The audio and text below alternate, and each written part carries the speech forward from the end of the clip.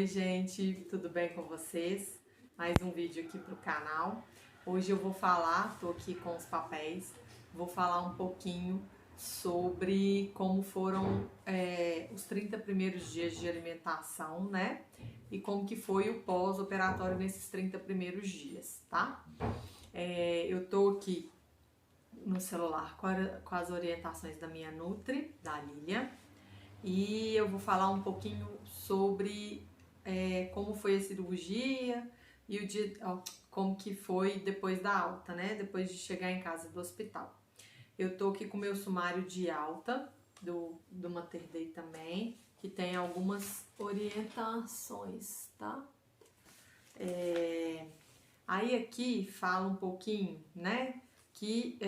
Sobre a cirurgia, que fala que eu fui submetida a uma gastroplastia para obesidade mórbida por videoanestesia geral balanceada, antibiocorpofilaxia com cefazolina, sem intercorrências. Aí aqui fala da evolução clínica, né? A paciente apresentou boa recuperação pós-operatória sem intercorrências. Aí, esse aqui eu queria, né? Vamos lá. E aqui fala algumas coisas que a gente deve evitar depois da operação, né? Que foi me liberado, né? Que eu tive alta com dieta líquida restrita. A restrição não podia fazer atividade física, nem nenhum tipo de esforço físico. Eu não precisei de usar nenhum equipamento especial, além daquela meia de média compressão que eu comentei com vocês no vídeo anterior. E como a gente sai com curativos, 5 curativos, né?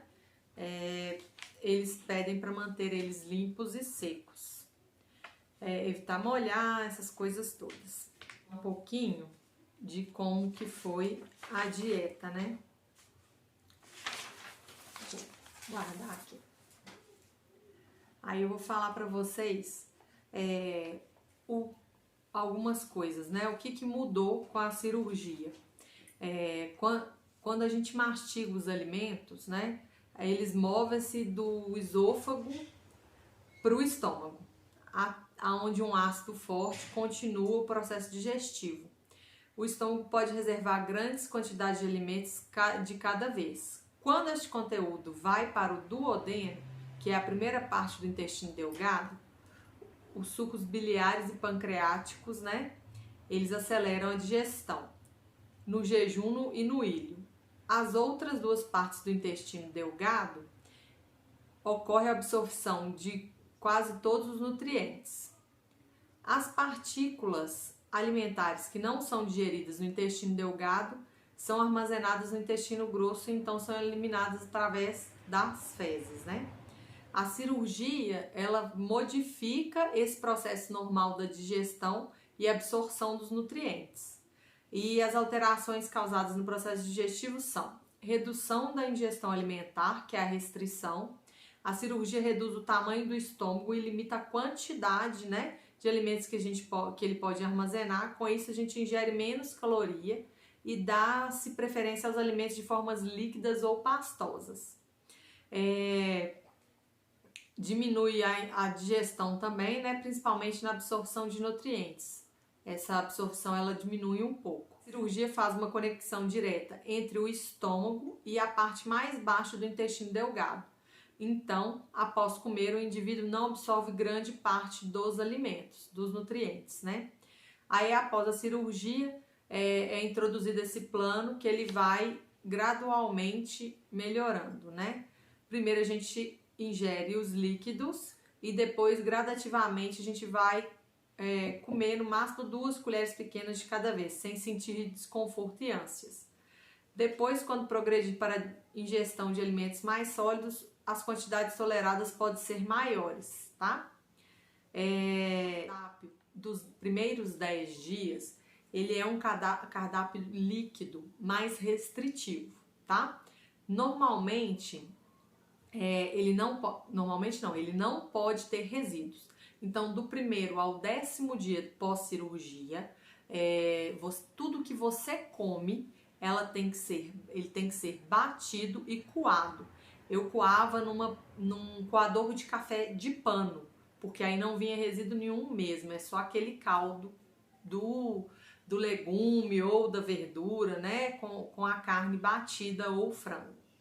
Eu vou falar um pouquinho de uma sugestão de cardápio que foi feito, né, para esses dias, mas é só uma sugestão para um dia, tá? Do primeiro ao 10º dia.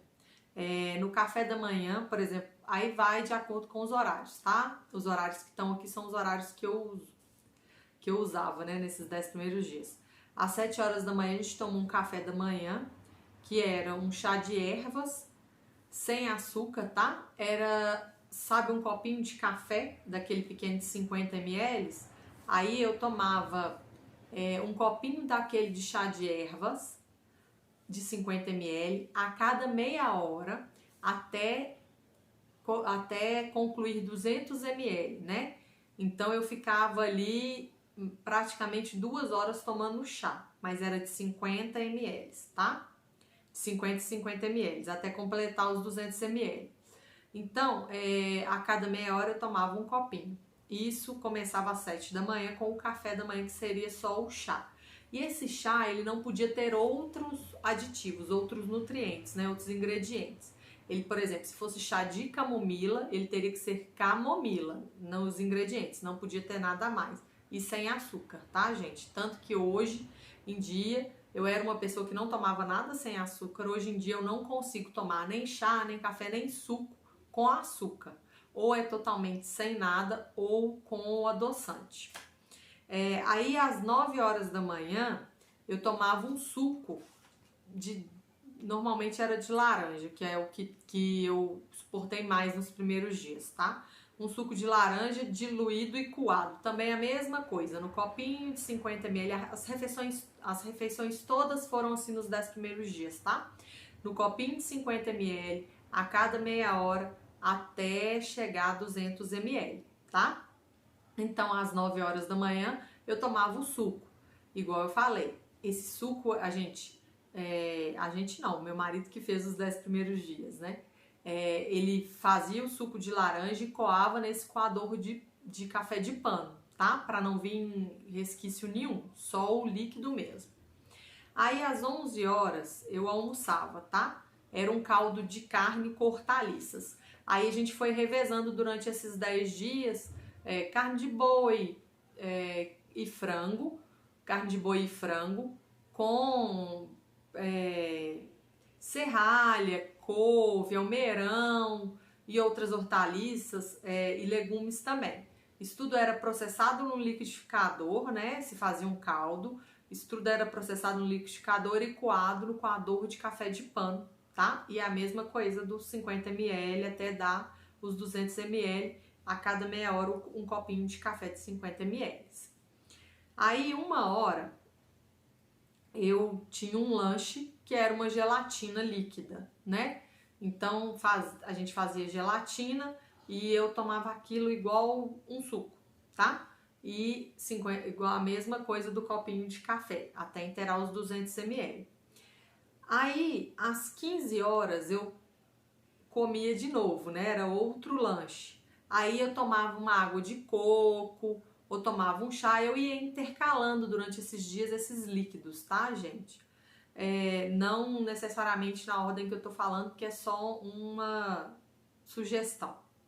E às 17 horas eu jantava um caldo de frango com hortaliças. E isso também eu trocava.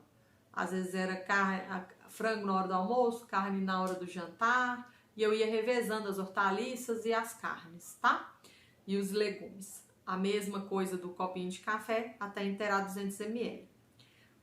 Às 19 horas eu lanchava, era um suco de maracujá, a mesma coisa, a gente fazia o suco, processava o suco de maracujá no liquidificador e coava no coador de café de pano, tá? E às 21 horas, era o último horário que eu me alimentava até hoje, é o último horário que eu como, porque eu não consigo comer depois das 9 horas da noite mais, que era a ceia, que era um chá. também de ervas sem açúcar, tá? Esse é mais ou menos um resumo dos 10 primeiros dias, como que funcionou. É uma dieta mais restritiva. Eu acho que foi o mais complicado para mim, que nesses dias eu me questionei muito com relação ao porquê que eu fui fazer essa cirurgia. Mas hoje a gente vê a diferença, né? E eu vejo a minha mudança, né? A mudança da minha alimentação hoje, já com 70 e poucos dias de cirurgia, de pós-cirúrgico, tá? Aí, depois dos 10 primeiros dias, a gente vai para uma dieta líquida. Aí a gente vai para uma dieta líquida completa, tá? Aí a gente já pode a gente aqui já introduz no segundo estágio, a partir do 11º dia, a gente já pode introduzir leite e derivados, tá?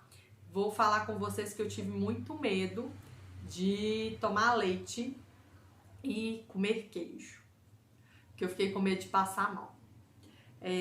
Aí eu vou contar um pouquinho do 11º dia ao 20º dia, como que foi mais ou menos a alimentação, mas também é só uma sugestão que estava no cardápio, tá, gente?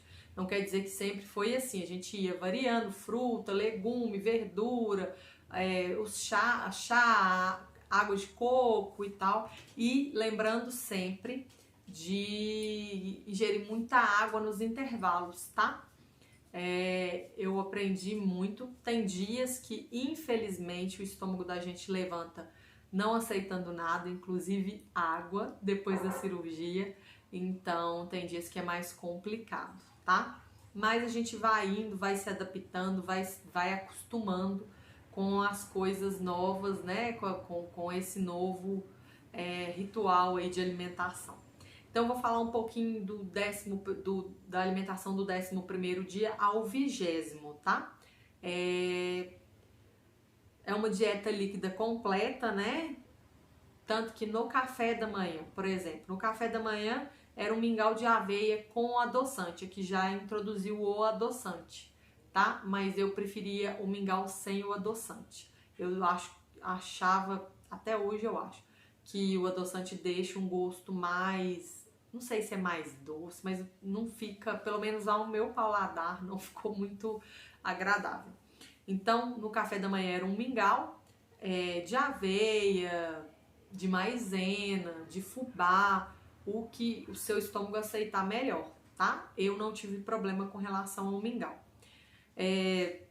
Depois, no lanche da manhã, era o suco de laranja, tá?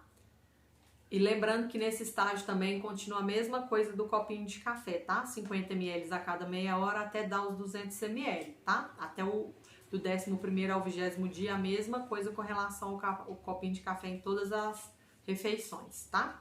Depois, no lanche da manhã, né, às 9 horas da manhã, o suco de laranja ou suco de maracujá, aí é o que vai da sua preferência, né? A gente ia alternando para não enjoar também.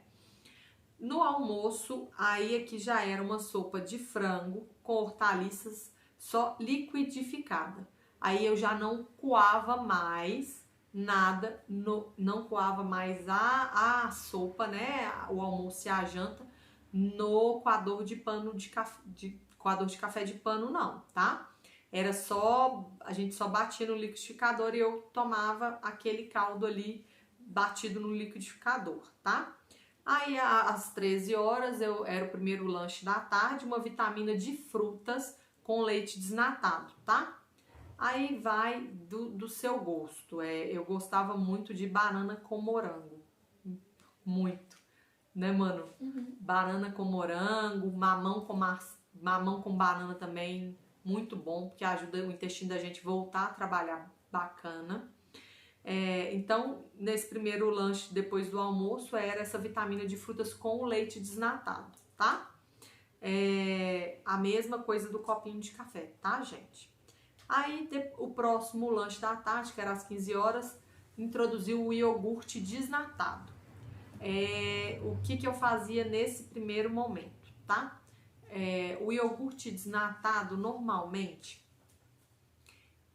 que é o iogurte natural, ele é mais azedo. Eu sempre gostei muito pela alimentação que eu sempre acostumei a tomar, a comer antes da cirurgia, né? Eu adoro coalhada, sou apaixonada com coalhada. Então e o iogurte natural na alimentação da minha família sempre foi muito presente. Então para mim não teve tanto problema. Mas eu sempre misturava esse iogurte natural só para dar um gostinho diferente. Eu batia ele com fruta, pêssego, goiaba, aí eu batia só para dar aquela adocicada da fruta mesmo, tá, gente? É uma dica que eu acho bacana de seguir, porque ajuda a gente a não enjoar do iogurte. No jantar, era uma sopa de carne ou frango com as hortaliças só batido no liquidificador. E o lanche da noite às 19 horas era o leite desnatado, né, 200 ml de leite desnatado, 50 ml a cada meia hora no copinho de café, até terá os 200 ml. E às 21 horas o suco de maracujá, aí também já introduziu com o adoçante, ou uma água de coco, um Gatorade, tá? Que entra aí o último estágio